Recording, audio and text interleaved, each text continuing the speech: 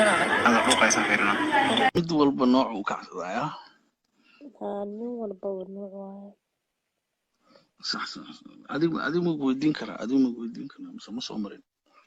Ani mayma soo marin wallaahi runta sheeg runtii.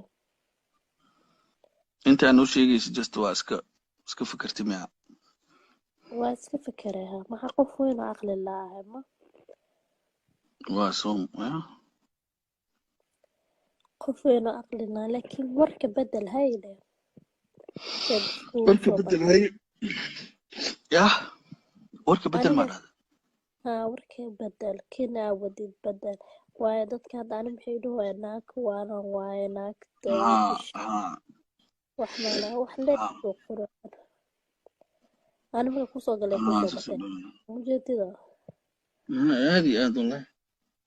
laakiin qof walba waxay ugu baxdaa dee ani waxay ugu baxdaa dee sheekadan hal sheekay ugu baxdaa ma garata in la isfahmo igama aha aniga dadka maaragtay ka waal ama wax xun faafi igama waxay iga tahay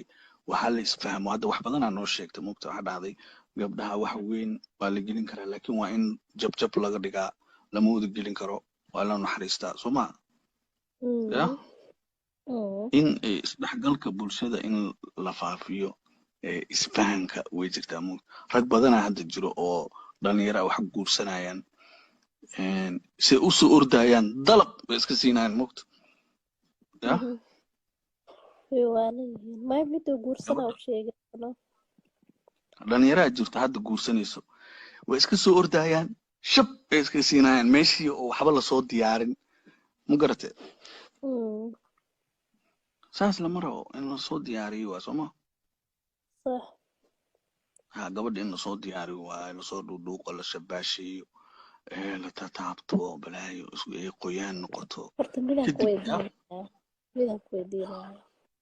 nimanka Soomaaliyeed raaxada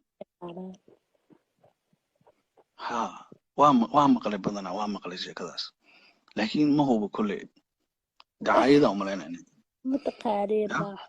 raaxada maseeseen raaxadan ma kaseen okay maxaa cadeen u ah waayo gabdhihiina hadda waxay noqdeen 85% inay cadaanka iyo ajaanibta guursadaan maxay u guursanayaan raaxa maseeseen waayo صح waa run horta waxbaa ka jiro laakiin 100% ma ahan rag badan ha jiro kan hadiiba evertigiin maxaa inii hare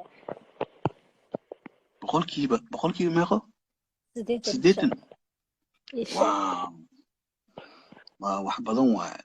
laakiin ani waxaan aaminsanahay horta inuu wax ka jiro rag badan ay waxba garanaynin waxaa keenaya xishoodka